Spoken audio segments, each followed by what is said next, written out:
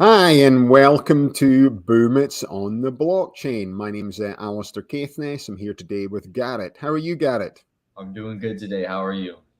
Not too bad. I've been sitting watching the British Open this morning over in Scotland. So it's 6 o'clock in Scotland, 10 o'clock in California, and it's bang on 10 o'clock in 12 o'clock in Austin, Texas. Got it. So it started off quite well. Rory McIlroy posted a good score. Unfortunately, Tiger Woods is in a bit of trouble, Never mind. It's we'll wait and see how it all pans out. But it's good to watch Scotland on the old TV in America. So perfect then. So how's your week been, Garrett? I've been doing all right. I've been doing all right here. It's definitely busy week for me. I'm actually headed out your way this evening, so I know I'll be able to see Garrett in person tomorrow. No podcast, but he will be in San Diego, enjoying the sunshine. It's a bit cloudy in the morning. We actually had quite a bad fire not far from the house yesterday, but it was just like, you could see it. I didn't know that we're having a lot of trouble with that this year. Yeah. It's just because of everything else, it's just not making the news as normally what it does. You know what I mean? So, we'll just crack straight in with the show today. And the first thing we're going to start to speak about is Nord Stream 1. So what are your thoughts on this, the pipeline that's coming in? Europe gets a lot of its gas. Specifically, you're looking at a lot of people in Germany. So here he is. Europe may have to ration energy supplies as Vladimir Putin is able to weaponize supplies. And this is actually from Shell CEO and Market Insider. So just give your thoughts on this thing, Garrett. Well, it's always been very controversial since, ever since the, the North Dakota pipeline, the Keystone XL was shut down. This is a gas pipeline. It's a little bit different. But the fact of the matter is that most of Europe relies on Russia to provide these resources, these quintessential resources, to their to the Central European countries. And it was always talked about, well, what if Russia goes rogue and they decide to do something like they've done now at this point? And there was trouble with it when they initially invaded.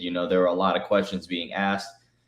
But when winter, comes upon them, it is going to be a whole different ball game. Right now, I think there's a pretty good likelihood they'll be able to limp by. They'll be able to kind of get by on things without maybe noticing as much of a need to ration resources. But this could turn into a full-blown crisis by the time, November, December rolls around.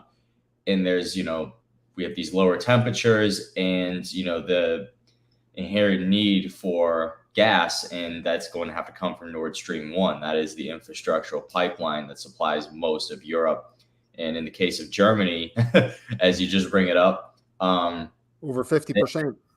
Yep, Germany is the most dependent on it. So it will politically cause a climate where, you'll have Central European countries really at the mercy of what Russia does. And that's not a good position for, I really don't like to view things as like the East versus West, but it's going to turn it into that. It's going to be a very, very difficult scenario. Yeah, so for people to understand back home, Nord Stream 1 was switched off on Monday for, I think it's biannual maintenance. So Germany used to get, I think, just under 30% of its gas in 2011 from Russia. In 2021, this is up to 52% of its gas. So as part of the maintenance project, they empty out all the gas that's there. They have this is Gazprom. They run this pipeline. They actually have plants where they put additional storage in when they do this, and it's supposed to come back online next Monday.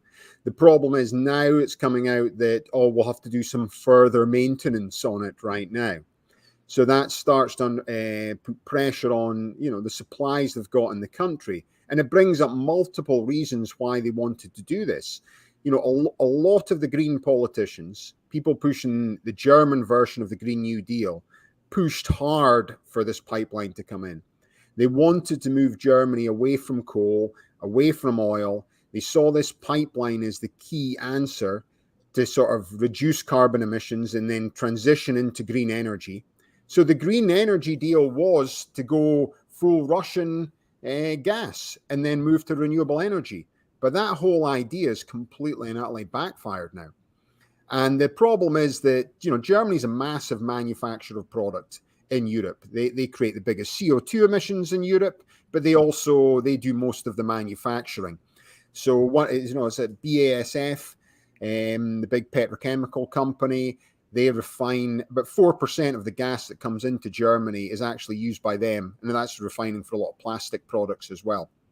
So this isn't in addition to what's coming in, because most of this is coming into industrial products. So what you could find is that in addition to people potentially not having their electricity, not having heat switched on, not having gas coming to the house, that their entire manufacturing within the country, and they're the biggest manufacturer in Europe, could be completely switched off if they decide to just switch this additional gas coming in or not allow more gas coming in, especially what you're saying, Garrett, in terms of coming into winter. Because, the first one I'll bring back here that I thought was interesting, I was just noticing for the first time that I've actually seen oil WTI down at $93.99. So, that's dropped down from 120 that we were at just a couple of podcasts ago. Yeah, they're aggressively. I mean, I think every leadership structure in the world, it doesn't matter if it's the Socialist Republic of Sri Lanka or the U.S. federal government, every government is panicking right now over these extremely high oil prices. And, I think behind the scenes, while it's not as publicized, I think things are ramping up. I mean, it's where gas was $5 a gallon here in Texas at one point, and now it's back under $4. I've seen it at $3.86, I think. And, it's interesting to see how they're in the short term trying to combat this with, domestic drilling, but also keep it hush hush in the case of the, what the Democrat agenda here in the U.S. is to say, hey, we're switching off of this and we're switching soon. Yeah. Oh, I think so. I'll just bring this back in there like that. So, but then it's coming down to $94 a barrel. You should see a price drop at the pumps. The problem is that when the pumps go up, they never come down the same based on what the oil is. So, no matter what you think of Biden, he's correct in some of the stuff he's saying is they're still milking you at the gas station. Now, in California, it's about $1 for everything you come at the pumps is probably goes to taxation. Oh, yeah. So people don't think about that as well. They just think, well, it's the taxation coming in. It's not only the high sales tax, but the different federal tax, the state tax. So there's essentially taxed from 3 different authorities for your filling up with gas at the pumps. And that's affecting everything, considering all the foods get shipped about by huge trucks, and that's all by gas as well. So these things are just affecting it in so many different ways. And then if you start to look... Thrown an article in our chat here. I had somebody send me this. Basically they're saying that I remember I mentioned this a couple of weeks ago, but it looks like you guys and along with 14 other states are getting a stimulus check to combat inflation. Is contradictory as that sounds. Yeah, let's bring this up article. Let's see what it can do. So 14 states approve stimulus checks as inflation continues to rise. Yeah, but when are these checks going to be sent out? Well, I'm not entirely sure. Some of them are doing it. California, it appears it's going to be, 23 million residents are getting, $1,000 stim check. And, Georgia governor is doing it as they're doing it as a tax rebate. And then all these other states are looking at it, and it's clear in California where the money's going to come from. Everybody pays such a high tax rate that the state government has, I think it was like a $50 billion taxation war chest. So they're basically just giving you your money back in a form that people learned to really like during the pandemic. But it's interesting to see that, gas prices go up, and a lot of the more liberal states, this is the way that they're thinking about combating that. I can speak to California. I think actually has the means to do it. I'm not sure if it's appropriate, but they do have the means to do it because, like you said, almost $1 of everything you buy there is going to taxation. It's going to, Governor Newsom's war chest. Yeah, for his advertising budget in Florida that he seems to be pumping out adverts for as well. You think, how can you justify spending taxpayers' money on advertising in Florida to basically bash the DeSantis? As if this isn't a run-up for the 2024 election. It's unbelievable when you start to think about that. But that's politicians, they're happy to keep spunking the cash that comes in. They don't care where the money comes from as long as it makes them look good, So we just have to wait and see how all this pans out. But certainly it changes the Nord Stream 1 back to, it's a game changer out there. It makes us realize that you should not be relying on one person for your energy source, especially if you don't politically agree with everything they're doing. The big thing with all the sanctions, when we brought all the sanctions in against Russia, was, we're going to stop their gas supply. They won't get any more money. Suddenly, they're making more money than ever. And then India and China have bought up all the surplus anyway. And essentially, India has opened so many coal plants in the last 3 years, essentially, since COVID, because they're going to be one of the biggest they're already massive manufacturing, but they're going to start to challenge China going forward as one of the world's biggest manufacturers. So what will happen is China will be 1, India will be 2 in the next 3 to 5 years. They'll open these huge coal plants. Why does the Green New Deal people not say, well, we're not going to buy product from China, we're not going to buy product from India if it's made from coal? They don't even want to touch the subject or broach the subject area, because to them it just creates problems. And then again, it's singling out people from what they perceive as third world countries. And how can you say China and India are third world countries? Yeah, they've got a lot of poverty. There's a big dispersion of wealth. But you're looking at the number 2 and 3 economies in the world, or potentially they'll, going forward in 10 years, they'll be the number 1 and number 2 economy. So at what point do they have to do any cutbacks? And is President Xi going to actually take care what, a few Green New Deal people are doing in Europe? No, they're not at all. We provide their product. They don't care. They know we want to buy the product. In the same way, Russia, they haven't changed any way they're working with Russia right now because they don't want to, because Russia's supplying so much gas to them. Same with India. They don't even come out and speak against anything that's going on there. Yes, we'd rather have peace, maybe get around the table. But in the meantime, if you're selling any cheap gas, give us a knock, we'll buy it as much as you've got. And you've got politicians here, you've got politicians in Europe, everyone kicking up a fuss about these things. Inflation came at 9.1%. Russian inflation peaked, I think, 17, 18%. It's actually come down a little bit right now. Again, that statistics is coming out of Russia, so you don't actually know whether it's true or not. But if you start looking at like Lebanon, I saw there, because I follow Pomp, and he was actually providing some updates in other countries' inflation. Lebanon right now is 211% inflation. Oh my God. So it's like countries are going to be collapsing. It's collapsing. That was happened in Sri Lanka. That was a proper insurrection there. They just piled straight in. Trump was about 50,000 supporters short. It just shows you how scary it can be when he did his insurrection, how easily it is for people to actually run in and topple the government, because they just piled in there. If people watch that thing, they piled in there, and then obviously didn't look so good. The president left the country with his big pile of cash that he had.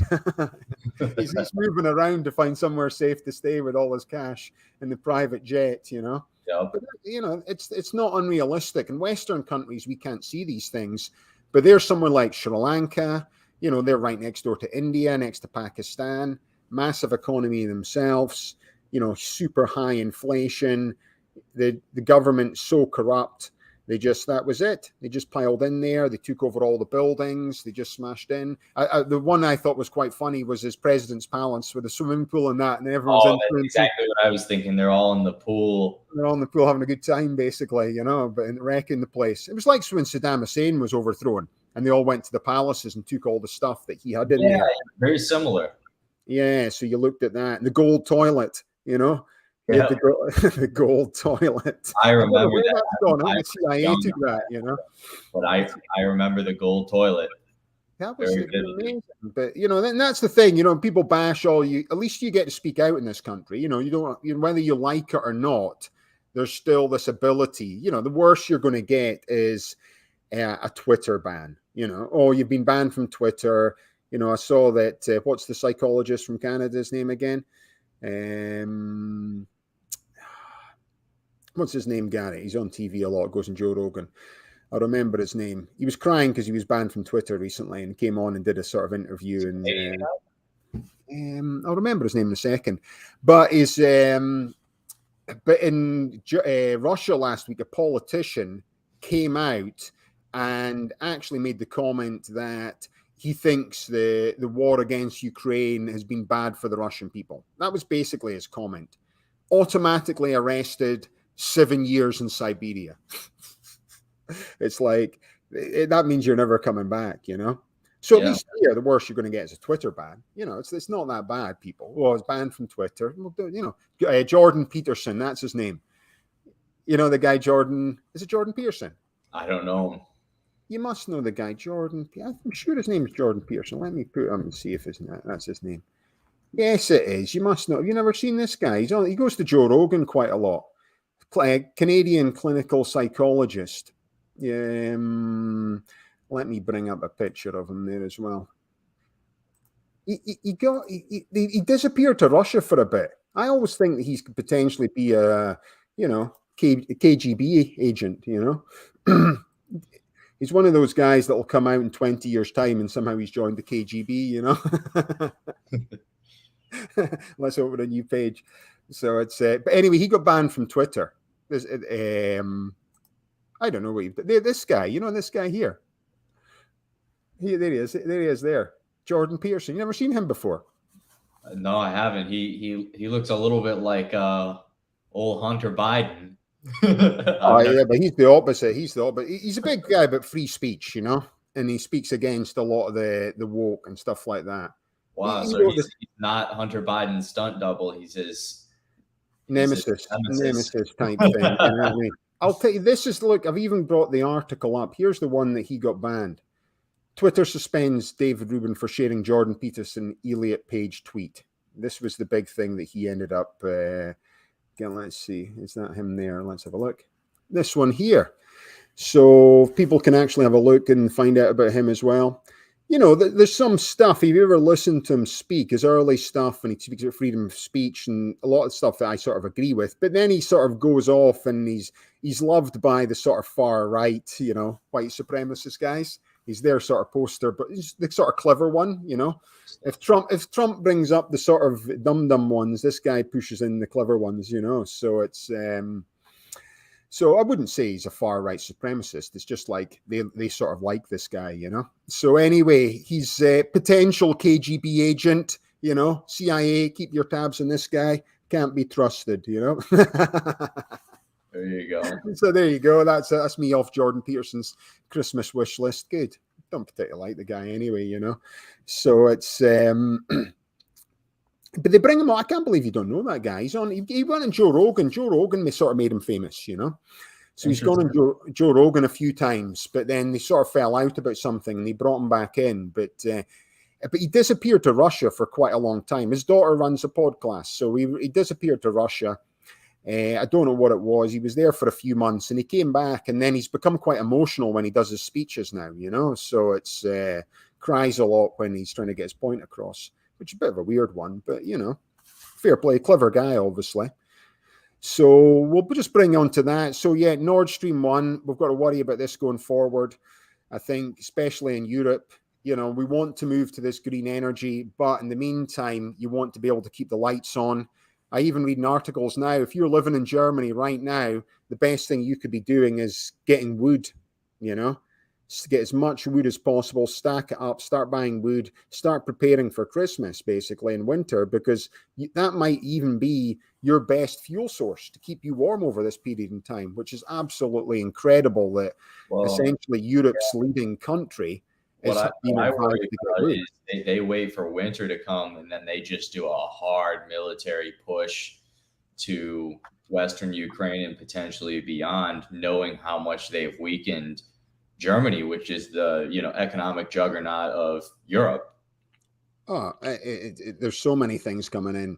It was everything sort of backfired, and then you've got Biden over in the Middle East right now begging them to essentially produce more oil. OPEC aren't in a rush to keep producing more and more oil because the price has dropped. It's gone from 120 to 95. So it's like it's not as if they want to just suddenly produce more oil because it'll just push the oil price down. The problem for a lot of countries is their stockpiles will go down a lot because we've been going into strategic reserves. So right now, and that's all across Europe. So that's a big problem with Germany as well. Their strategic reserves are essentially coming down to zero as well. Wow. So certain countries have pushed off, like Poland, Lithuania. They've come completely off Russian oil. Strategic reserves. If we look at the other side of the coin, we look at China. I just threw another article in. And, there's a lot of, I think, other stuff that's unfortunately a distraction when it comes to Hunter Biden and his relationship with, these gas companies. But it's very clear when it comes to Sinopec and it comes to the U.S. releasing strategic reserves and sending them to China. I remember we were doing this, I think, before the war even started. I might be mistaken, but it's insane that, Joe Biden has chosen to release, oil from our strategic petroleum reserve and send it to China, for what reason? I'm not entirely sure. And, this article, I'm not always a big fan of the Washington Post. I think it's gone downhill since 2015. But if you look through here and, you'll see that basically in 2015, up until 2015, it was illegal to export U.S. crude oil. There was a 40-year law that stood that said, hey, you can't export U.S. crude oil. 40 years minus 2015 puts us at 1975. And that was around the time of the Saudi embargo. And you look at this and it's like, well, that was a pretty rational law, but, Biden is releasing all of this oil and sending it overseas instead of, putting it, into U.S. refineries and into U.S. supply chains, which is extremely concerning. And it makes you wonder, especially with, Hunter's connections to these companies. I mean, there's been a lot of emails that have come out and a lot of, other evidence to kind of show that there might have been, some corruption happening as far back as the Obama administration. Yeah, well, essentially, giving what was one of his comments was that portion of the money is for the big guy. It's like you can't say stuff like that. And that guy's now the president when he was vice president. Yep. We'll let you meet up, go to the White House, meet with the president, vice president. We'll give you a tour. We'll open up relationships. It's like he was working for a Ukrainian gas company, and then then he set up essentially some form of hedge fund that was funded him $1 billion coming in from China. Yep. It's huge amounts of money for a guy not having a track record in either of those industry sectors. And he's basically a painter. His painting's quite good, actually. But he's suddenly... Who's a painter? Hunter Biden. I didn't know that. Like painting, like... Yeah, like painting. Yeah. So, but his paintings are worth more money than mine and yours, Garrett, I'm afraid, you know. Yeah, I'm right. telling you, the Google Hunter Biden's paintings. He does a lot of painting. So he might have done that one. I saw one. I saw one on Twitter that was absolutely hilarious. I mean, it's probably, I think it was a little NSFW per se, but I think it was probably Hunter that made it. That's very interesting. I'm looking it up, and Yeah, wow. try and bring one of his paintings in, and then we can show everyone what he's been up to. This I is don't what he know. does. Some of his stuff as an artist, his stuff is actually pretty good. I mean, I have to say. Yeah. I Like, this guy, you just can't. just it's good to your dad is basically. So it's Hunter Biden's paintings. Let's have a look while it's not actually nothing to do with Nord Stream. But the weird thing is it's all connected. Oh, Now, it is. it depends on what news channel you watch as well. So if you're looking at Fox News, so the problem with a lot of people in America is they only watch Fox News. So if you watch Fox News, you see nothing about the January 6th insurrection. If you actually watch, you go to BBC, you go to Reuters, I'm not just talking CNN, I'm talking international news stations, and you go there and you start to see the news coverage of that. It's totally ridiculous. The fact that he's going to run for president again, the fact that they all talk about was the big lie. The last person who used the big lie was Hitler. If you actually Google it and go to Wikipedia, big lie, number one big lie, Hitler. And what did he lie about? He lied about why they lost the very first World War, World War I. It was all the Jewish people's fault. And then there was going to be a Jewish uprising against the German people. Therefore, it allowed him to essentially start this extermination program that killed 6 million people in Europe and over 1 million Jews. That was his big lie. And in his Mein Kampf book, he talked about this, he talked about the big lie, which was like crazy. So it's so essentially it's unbelievable if you think about it. So that's big lie number one. And Hitler's thing was, no point saying small lies. No one will believe a small lie. You've got to tell a big lie and get everyone convinced to believe it. So then Trump comes along and just basically, verbatim takes the title, calls it the big lie as well. And everyone watching Fox News, it's the big lie. You speak to people, they lost the election, they took them to court, there was 60 court cases, basically lost them all. Even his own party are coming out saying he didn't win the election. It's a big lie. And then I can meet people who are Republicans and they'll say that. It's like, it's unbelievable in this day and age where we can access information when it comes out. So it's all sort of coming together from that. So yeah, Hunter Biden, I wouldn't be trusting him. And then the flip side is they weren't even allowed to bring those articles. New York Post got banned from Twitter on the run up to the 2020 election for posting about Hunter Biden's laptop, which was unbelievable. It's a lie. It's like the guy had the laptop. The guy showed us the laptop, downloaded all the stuff, started sharing stuff with us. 2 years later, I don't really like that stuff on the laptop. But that was amazing because you think you've got the big media companies now blacklisting this information coming out against Hunter Biden. And they only talk about that. So if you're in America right now and you don't actually read the other news channel, you're basically blindsided by this. So if you're a Democrat right now, all the stuff we're speaking about Hunter Biden right now, you probably haven't even seen any of it. If you go to Fox News, they basically go on about it all day. And then January 6th insurrection stuff, it's basically the only thing that I saw on Fox News this week was, it wasn't a big insurrection like the one in Sri Lanka. And actually the one in Sri Lanka was because of the Green New Deal. It's like, how can it be because of the Green New Deal? It's supposed to be a news channel. It's like this big, that's the biggest lie ever, the Sri Lankan thing. And you believe that as if it's the news, which is like absolutely incredible. So we'll wait and see with that.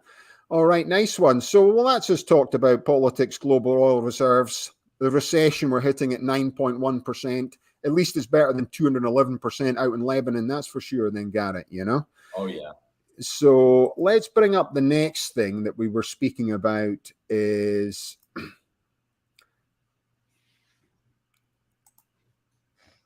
I'll do the little banner while you talk about ESG.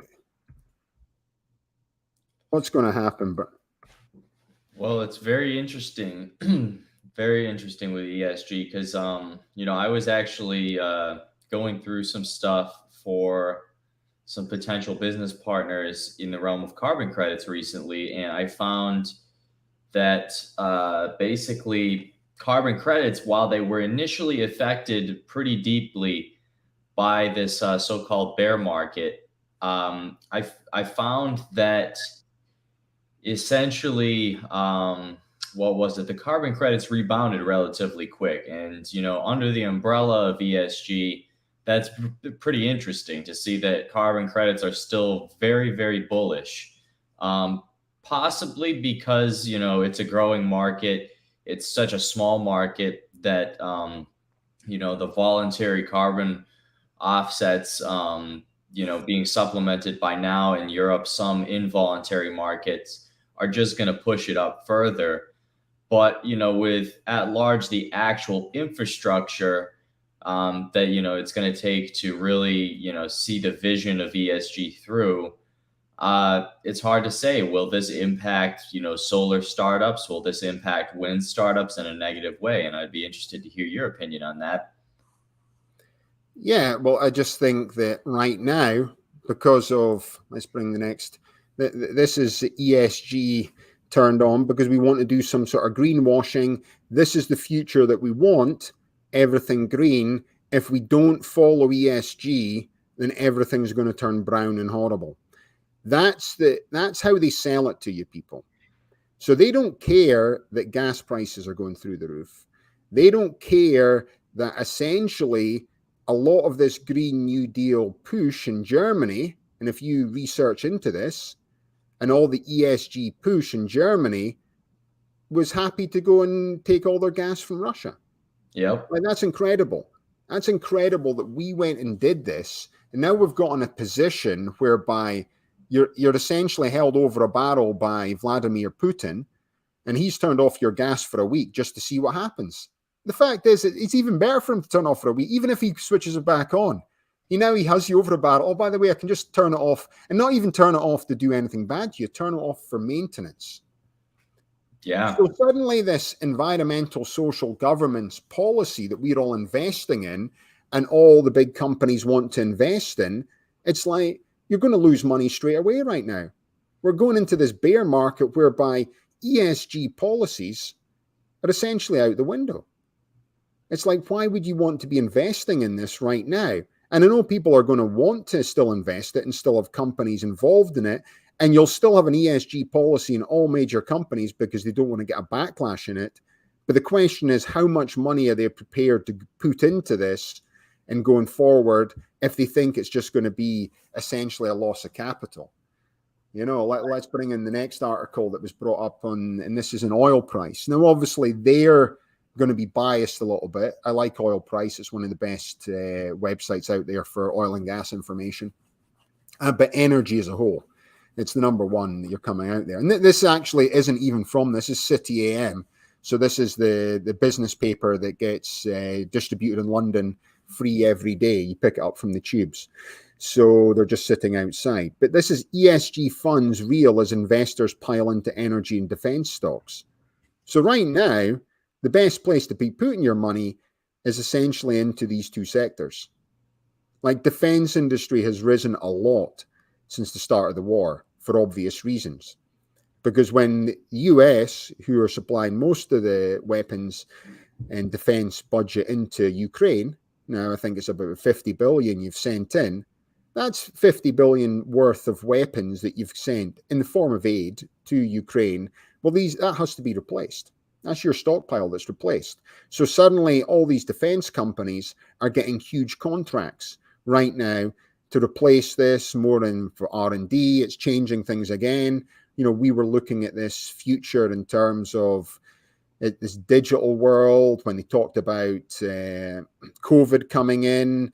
these types of weapons? Was the weapon going to be this type of weapon where they can do it? So what happens to conventional weapons?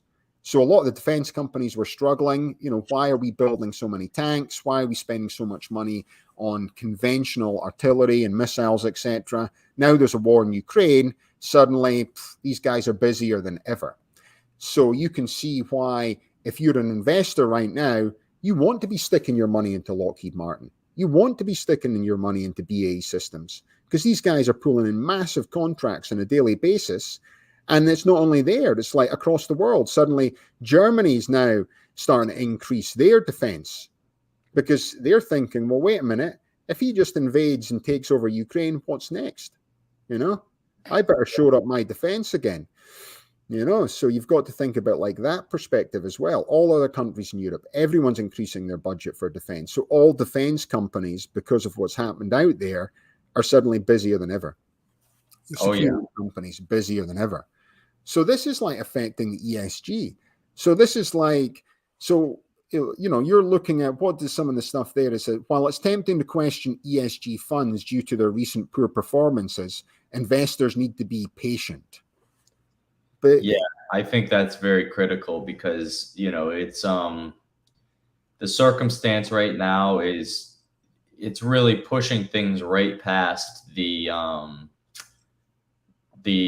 kind of planned LNG transition, using natural gas, using LNG to transition to so-called green energy in the form of solar panels, wind, hydro. And, we're seeing this really, I mean, it's the defense stocks, I mean, who, these guys do have a hand in a lot of this ESG stuff as well. It's going to take time, no matter where, the capital is deployed. When you have a conflict like what's going on in Europe right now, it's going to take time. Yeah. So, and then we've got a comment coming in from Qatar right now. Paul Parsons is for sure looking at a potential exit. So he's a ESG strategist from London, Paul Parsons, key guy in the space. He's starting to look at going back into moving out of renewables and going back into traditional oil and gas, because that's where he sees the future right now. So, and I think when you look at guys like Paul Parson, who are leaders in the space, they're sort of looking for the future as well. So you've got to think about people who have been transitioning out of oil and gas, going into renewable energy because of all the funding, because of all the budgets. Next thing you know, boom, it's like it's flipped. It's basically flipped 180. Everything's coming back this way. The final one, I'll bring up this CNBC in terms of what they're talking about. The toughest challenges for cryptocurrency lie ahead, not in the rear view mirror. But again, this is basically looking at an ESG article of cryptocurrencies. It wasn't long ago that we were bashing Bitcoin for creating so much emissions. Yeah. That was the news. You actually think it's the news cycles are weird. You think going back before COVID, the main news was the Tiger King. I wish people would love to go back to when it was the Tiger King, and he had that bit sort of internal fight with a woman who had the tiger sanctuary. Yeah, she was basically just a female Tiger King. It was like you had to do as well. Yeah. You charge people to come to your zoo. But it's gone very dark in the last 2 years. I mean, it's it used to be a little bit more cheery and whimsical, but things have gone dark. It's unfortunate. But yeah, that's good fun. Then COVID came along, so the Tiger. We would love to go back to the Tiger King days. So Tiger King came along, then COVID came along, and then suddenly Bitcoin's getting bashed all the time. We can't use this new digital currency because it creates so much CO2 emissions, with no one doing anything. Very opportunistic. That didn't start to come up until Bitcoin was at an all-time high of like $65,000, last year in May. And then, it was at this all-time high, and they're like, you know what, we need to add some volatility in there. We need to do something to bring it down. And then you started seeing all those articles, but I think the Bitcoin price is key. It just came in. Plus, it was control. It was like, how are we going to control this cryptocurrency that everyone's got into? The price has been inflated. We had Adam Bloomberg on the show a couple of weeks ago speaking about, Bitcoin's essentially just trading like a tech stock. If you look at a NASDAQ tech stock, which happened over COVID, and he was talking about people like Snapchat, Peloton. Well, Peloton's not but essentially some form of stock that went so high. Zoom was another one. They all went up so high, and they've all come down in relation to a very similar percentage to what happened to Bitcoin. Now, Bitcoin was down at 7,500 only 3 years ago. 2019, 2020, even 2020, it was 7,500. Yeah. So if you got 3 times your money, if you got in at Bitcoin at that point, you're still going to be happy. It was because so many people got in higher. Then the rest of the crypto market follows Bitcoin because it's a lead player in it. And that all came down. And then suddenly we're all out there. You had all your sort of Green Brigade. The problem with the Green Brigade is, I'm all up for looking after the planet. I like to walk in the country. It's important to me. I'm interested in everything coming up. I'm interested in renewable energy. I think it's definitely the energy source of the future because, ultimately what it'll do is it'll allow us to take off big government control if we can all go off grid, living in houses. Suddenly if you can create your own energy and keep it, that's good. And you can produce this energy source cheaper than fossil fuels, then we should move off to this energy source. But when you supplement it and you try to drive it through and it doesn't make economic sense, then suddenly when something like this happens with this war in Ukraine and Russia, suddenly the pitfalls of renewable energy become transparent. It's an energy mix going forward. Where Chris Knox just came in with a couple of comments there about Paul Parson, but I used to work for his dad, Mike Knox.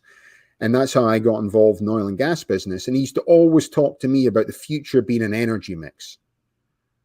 Looking at we're going to have nuclear, we're going to have part of it renewables, we're going to have oil and gas. We'll even have coal in certain parts of the world because they're going through industrial revolutions. It's a bit like there's countries in the world that don't have, grid activity all the time, 100% electricity all the time. These people should be entitled to coal so they can have electricity. They should be entitled to coal so they can have heating in their house. What's wrong with that? It's like control. We want to control these people with this. We want to switch to renewable energy because it's cheaper. Once we can create renewable energy en masse, less than $9 a barrel, that's it. That is fossil fuels. Yeah, it's interesting though. Like, I know in Texas on various occasions, we had this the other day happen. And there's a good reason for it, but you'll have the city boys going in and like hacking your thermostat and turning it up to like the temperature that has been set by the city that this is as much as we could stress the grid. And they do it in the winter and they do it in the summer. It was 105 the other day, and they send out a thing from the energy company saying, hey, like, sorry about this, but we had to get into your thermostat and turn it up a little bit. We don't want to stress the grid.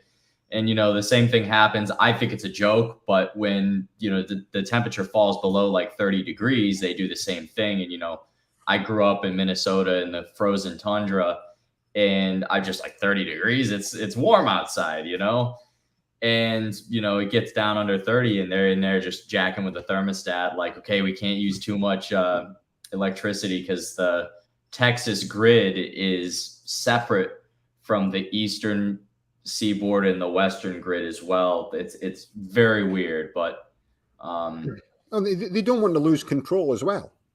So if you think about it, is so SDG&E, the price that you sell your solar energy to them is essentially like a fifth of the price that when they sell it back to you. Yep. Exactly. So wait a minute. So I'm selling and then they'll be using this energy you're creating from your solar panels and providing essentially electricity to the guy next door. Yep. So you're taking this electricity, pumping it onto the grid. They're taking that, reselling it from you, and when you need to buy it back, it costs you 5 times as much as you sell it to these guys. Yeah. It's like if that was any other economic model in the world, you would throw it out the window. It's bonkers. It's total bonkers. And this is like supposed to be California. There's so many rights here for every single thing except you selling electricity to the grid. And the one thing they don't want to encourage is these battery storages. So what they should be doing is we should give everyone at home, if they really wanted to help and they wanted to use money, we've got to take the pressure off the grid. What we can do is we can give everyone a 1-month supply battery of electricity, plug it on the side of your house. I know these Tesla ones do 3 months normally. And then you've got the solar panels on your roof, and all you're doing is topping up your backup battery storage. So you're essentially pulling nothing off the grid. It changes the system. The Tesla, if they could scale that, that's a very smart idea. I mean, it's, having I didn't know it was a 3-month battery, but that's probably that's one of the most battery. That's what he said. He reckons 3-month battery. And then he wants to do this type of panels, which is essentially tiles on your house, which become mini solar panels. Yeah. And then he reckons if we all get these minis, and even places where it's not sunny all the time, he says it's still so strong from the sun providing energy. But then what does that do? Well, it does 2 things. SDG&E, you're out of business. Basically, everyone's out of business apart from selling it to massive industrial factories. We'll always still need these guys to power the big factories. But then every single individual can come off the grid. But then you think of all the taxation money that they'll lose. Because the biggest fear with renewable energy is if we get this product right, we'll be able to provide free energy everywhere in the world, and we won't be able to tax it. Now, if you're sitting there as the government, and we've just talked about in a place like California, where you get taxed so highly, where $1 of your gas station money goes to the government, if we all switch to green energy and you're all off grid and you're using microgrid systems to power your Tesla or electric vehicle, where's this $1 every gallon in the gas station going? They're going to have to find that somewhere. So what we're going to do, we're going to tax the sun, tax the wind, but they'll find a way to do it going forward. And that's what's so exciting about renewable energy, is renewable energy should be about one thing and one thing only, driving energy prices down. And if we can drive it down to as cheap as possible, we'll flip out of this. But CO2 emissions that are increasing across the world it's increasing in huge amounts. It's not increasing in America. It's going down in America. It's not increasing in Europe. It's going down in Europe. The greener and greener we become, it doesn't make any difference for CO2 emissions, because right now it's China, it's India, it's Pakistan, and it's all these other countries going through industrial revolutions that become the massive manufacturers from the world.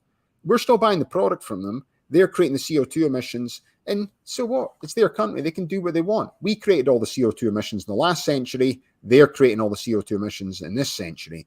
And it's a lot higher than what it was before. So why is renewable energy not focusing on this? Why is this ESG, which is all about environmental, social, governance policies, which essentially lose money? Right. It's all about losing money. And it's all about subsidizing that. And we're all great. We'll subsidize this. So why are we subsidizing all these energy? Whereby we should be saying to these renewable energy companies, and that's what I like, there was, Tesla takes subsidies. So what? Why wouldn't he take subsidies? Everyone else is taking subsidies. He got subsidies open his new plant in Texas. Well, that's because California was taxing him so hard. So someone else offered him there and he's off. But he's coming up with ways to use this big red thing that's in the sky that's basically provided power for this planet for 4.8 billion years, helped us going up to this length in time. We can use that sun to essentially create all the energy we require. And that energy can be on microgrid systems and essentially free. And if we make energy free and so low cost in this country, and the model rolls out like that, then suddenly your big factories in places like India and places like China, because China wants to invest massively into renewable energy. They want to be the leaders in the field because they're supplied on, because they've got to rely on Russia. India's got to rely on Russia. That's why they're not coming out and speaking about it. because they don't want it. Plus, he's not invading someone on their doorstep, so they're not going to try and turn him off. And they're taking benefits of what's happening right now. But they don't want to be reliant on that, Russia. Why would they want to do that? They'd want to be 100% renewable energy. You know, that's the future of what we're trying to do. But we need to be able to store it and have the backup thing. And I think hydrogen could be key in terms of doing this, because this is a way for people to understand why hydrogen will become popular. Is it's able to take renewable energy, convert it into hydrogen, and then we can transport it. Right. Because the problem with is the transportation. It's like you can't transport renewable energy in the same way you can transport oil, the same way you can transport natural gas, the same way you can transport coal. Coal's the best one to transport. It takes the longest to get around. It doesn't go off. There's nothing else outside. As long as it gets there without the ship sinking, then you'll be able to use it at the other end. You know, gas is all pipelines. Yeah, you can go into these big LNG carriers to carry them. Yeah. It's still not as simple as coal, because coal was the first one that we could use to move about. You know? I was going to say LNG is, that's kind of the argument for, I guess, the transportation of natural gas is, you could use LNG, but that's still a process, unlike coal where, you just load it up and drive it somewhere. Exactly. And I think we should always keep coal. We should produce coal and keep it. It's not going off, people. It's just sitting there. And if there's a big freeze, and if the grid breaks, we should be giving everyone coal so they can keep their house warm, like we used to 50 years ago. It wasn't even 50 years ago. It's probably 40, 30 years ago. The coal man, when he used to come back in the UK, in Scotland, the coal man was seen as a hero. And he was dirty. He came along and he carried bags of coal. I'll have 3 bags of coal, stick them in the coal shed. Boom, you have your coal fire. My granddad had the coal fire. He had to put the fire on, and the fire heated the water. It was just like, that's the way it worked. But then you had that freeze that happened in Texas. Was it 2 years ago? When the renewable... I think just about, yeah. And then it took out all the wind turbines. They all froze. They couldn't. It was so cold. It cracked the gas pipeline. So it wasn't just renewable energy that was suffered by that, by the way, people. It was when that big freeze came in Texas, they weren't ready for it. It was just went colder than they ever predicted would happen again. Oh, it's global warming. Now we've gone extra cold. It's global warming. We've gone extra hot. I get it. The world's increasing in temperature very slowly, by the way. It's not like it's happening overnight. The sea's not rising foots and foots. It's rising very slowly. But ultimately, it's increasing. And we're going through natural resources faster than we've ever gone before. Because humans are like locusts. Back in the old day, when there was a lot of animals and dinosaurs and that used to eat us. I know that we weren't around when dinosaurs, but, there was a time when we didn't live that long. We were only able to live to 25, 30 years ago. That's only 2,000 years ago. Yeah. The age we lived to was average of 25. Because of technology, we're no longer hunters. Hunter-gatherer, that was the original human that came out of Africa.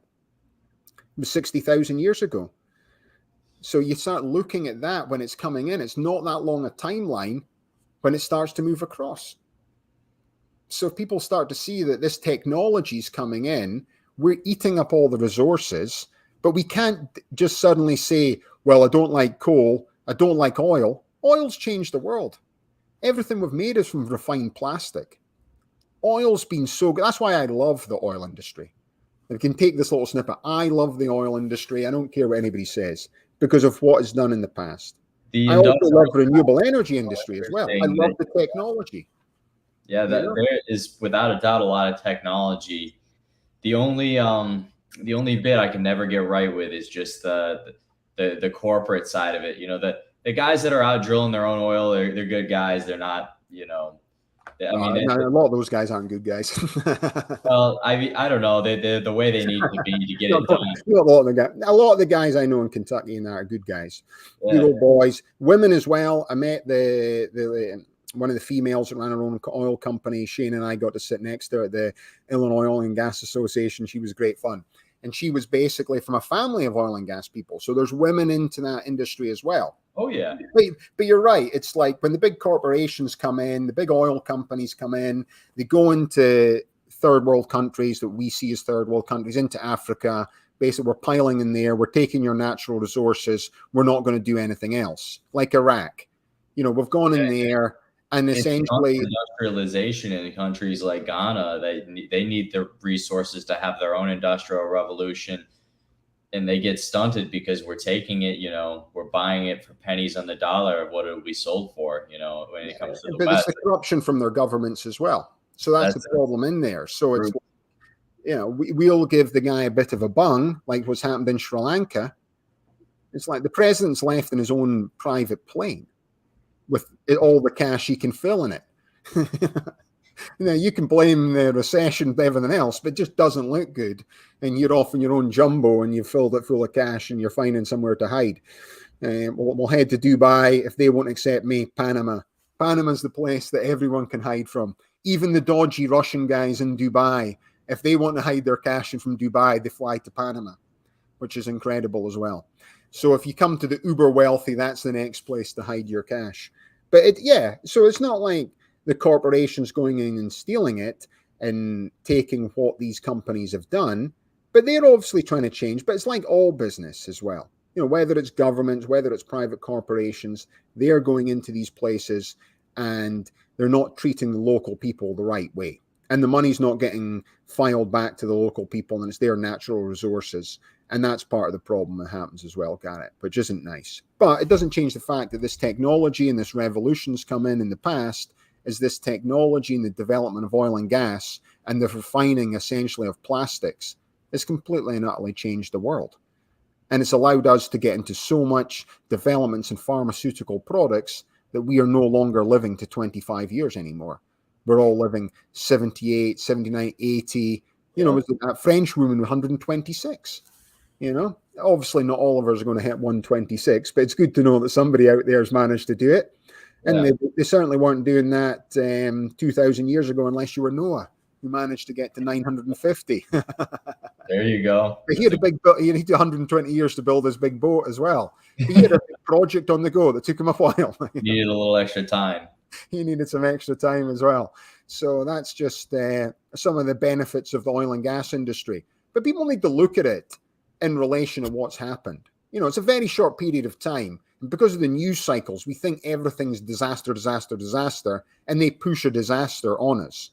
But ultimately, if you look back, going back 500 years, 1,000 years, 2,000 years, 10,000 years, and see the evolution of the human race to this point, it's absolutely amazing.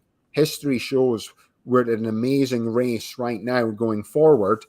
And, if you start to look at as the universe expands, not to be getting too deep in it, but, I'm starting to learn about this stuff right now.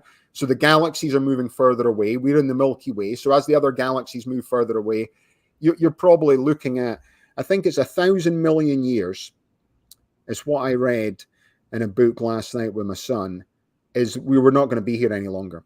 The sun at that point is going to be too strong, that the Earth is going to become very gassy. So that's our timeline to get off this planet, everybody. Obviously, that's for future generations, 1,000 million years. But at that point, this planet will all have to move to Mars. Elon Musk's correct. He's just trying to get us ahead of the curve. Unless there's a World War III, that'll wipe out some of the population, which unfortunately right now on a daily basis can be quite scary in what's going on out there. Yeah, we're getting closer and closer to that. The European DEFCON rating has been at 2 for, I think, about 6 months. So we'll just have to wait and see. So that brings us on to the final part of the day. We usually do chewing the cud. I don't want to speak about the LIV golf. I quite like the LIV golf in some ways. It's just because it's on YouTube and it's free and there's no adverts. I'm interested to see what you got. I don't think we could do Hunter Biden. It's just too inappropriate for work. Yeah, Hunter Biden's there as well. But check out his art. His art is good. His art's good. I'll give him that. George Bush Jr., he's a good artist too. Yeah, really good artist. I like George Bush's stuff. I think it's good. That guy's got some good stuff. Former President Bush. Yeah, Hunter Biden. I like him as well. Maybe not personally, but I like his artwork anyway. Yeah. But plus, it's like, is he the worst guy in the world? Not really. It's just like his daddy was vice president, now president, been in government 50 years. He's just taking a bit of an advantage of that, people. That's all it is. don't have to bash the guy for doing what everyone else in the world would do. So let's go to my NFT, because this brings us round to, we're going to start focusing on NFTs going forward. So this is my Bitcoin Libertarian NFT of the day. Indigenous people believe that man belongs to the world. Civilized people believe that the world belongs to man.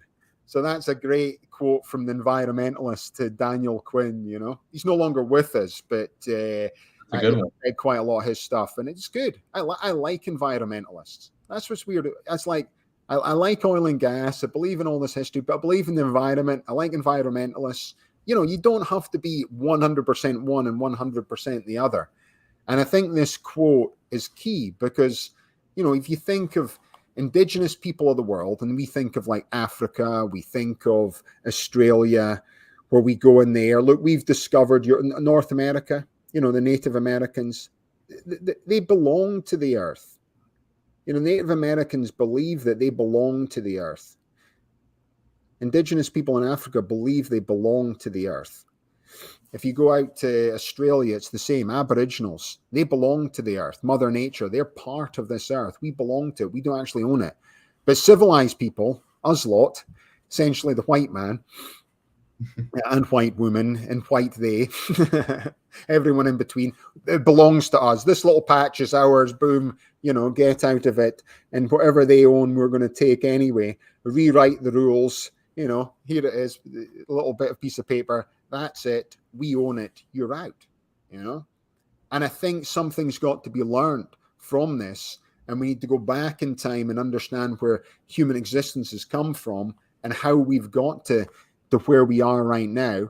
Not to go to Darwinian in terms of this trajectory of where we're coming from. I think people need to understand, if you start reading into Darwin, it's not suddenly it's just gone from like, you know, ape to something between than us. You know, and then you've obviously Sean Connery's like in between because he's like was so hairy and like super good looking. So he was the in between. There was prehistoric man, Sean Connery, obviously Scottish, and then the man today with, you know, his hairy Richard Keys out in Qatar. He was another one. I don't know. We're just saying that for Noxie. He had the hairiest hands ever. So he was famous in Britain for having really hairy arms. He had to shave his hands twice a day when he was doing the soccer football because they grew so fast. So he's probably got like certain genes in him. And if you start going back and looking at the genealogy of it all, if you start looking into inner parts of Africa, that is where the human species came from. And actually, when they started to come out and we started to go into other parts of the world, it's more like a bush, you know? Oh, yeah. So it's not like it's just one line. It's like multiple things have created to where we are right now. And that's interesting in itself, you know? So it's like we have to go back and start to learn from the past. But essentially going back in time, that we belong to the earth.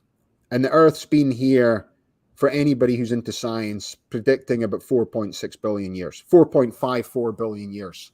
I watched a video for it yesterday. That's what they actually predict. The oldest rocks they've found on the earth are about 1 billion years. It was actually going out and bringing back moon rocks that we started to do the geology of what's from the moon, that we realized, wait a minute, this stuff out there is 4 billion years. So potentially the earth's here. And as the earth's crust, you know, when we have volcanoes, etc., the crust goes down. So it goes like this. So it's always new crust. So it's actually coming up. So when the plates go like that and they come like this, it's actually a new plate that's coming up and everything else pushes down. That's how it actually works, people. But there's parts of the earth that have been exposed that we can go back and we can do the sort of carbon dating to understand how old parts of the earth is from there. So we've got rocks in the earth that are 1 billion years. The moon rocks 4 billion years. So they predict that the earth's been here essentially 4.6 billion years. You know, the insects have been here 480 million years. So when indigenous people, they're correct. We belong to this essentially spaceship that spins around the sun. And we all seem to live here. It doesn't actually belong to us. But with your big politicians out there and people pushing to invade other countries, and this bit belongs to me and you're on the other side of this line, sorry. If it, in going forward, hopefully we'll start to learn more from indigenous people and realize that the civilized people in the world we're actually wrong. It doesn't help with us invading other countries and we're right and these guys are wrong and we've stolen their natural resources, and it's like everything Garrett talks about. Because what I like when Garrett talks about oil companies, he looks at it from the indigenous people's perspective in terms of, well, wait a minute, we're going in and stealing their natural resources and pushing these people down just so we can increase our profit margins and ensure our share price is high. That's how I like to think of it. That's sure how it looks. Well, that's the truth of the whole thing. You know? The truth of it, yeah. We've been doing it for a long time, and it's really we're very good at it, Garrett. Don't get me wrong. We're the best as it is, you know. Like, don't get me wrong. And the Scottish are, you know, we're just as bad as anyone. I'm not saying that we're just coming in here with some new ideas. We've been involved in this. No, you guys just drill deeper. That's what you guys do. You just drill deeper. We drill the deepest in the world.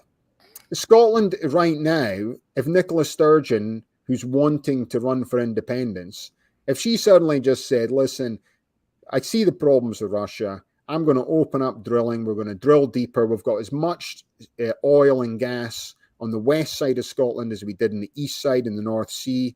BP knows it's all there. Let's basically give BP the opportunity to basically get this stuff out of the ground, and we can supply all the gas and all the oil required in Europe to transition them away from renewable energy. Now, if she came out and said that, everyone in Scotland would vote for independence.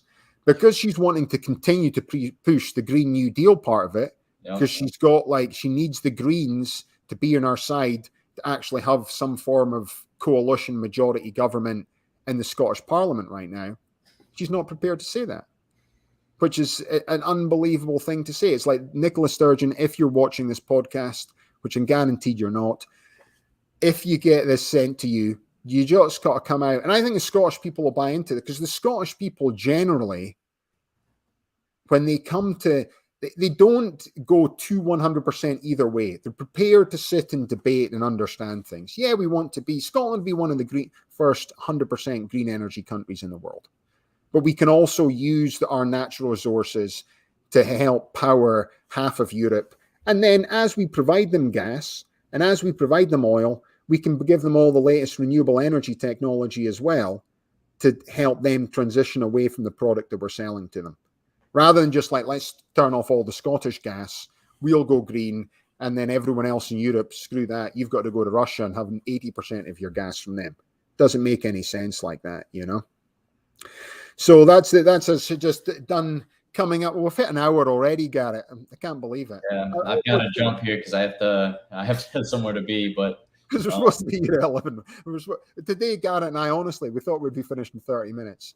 So There we go. Anyway, thanks to everyone out there watching Boom It's on the Blockchain. Thanks to Chris Knox for coming in there and reminding us about what's happening out there. Pete Shampoo, Budapest, keep doing your research. Garrett, I will see you tomorrow in California, San Diego. Wonderful. Sounds good. Yeah, you can get used to the high gas prices we've got out here, you know, and then we'll go out for something to eat. So to everyone else out there, thank you for watching Boom It's on the Blockchain. My name is Alistair Caithness. Have a nice day.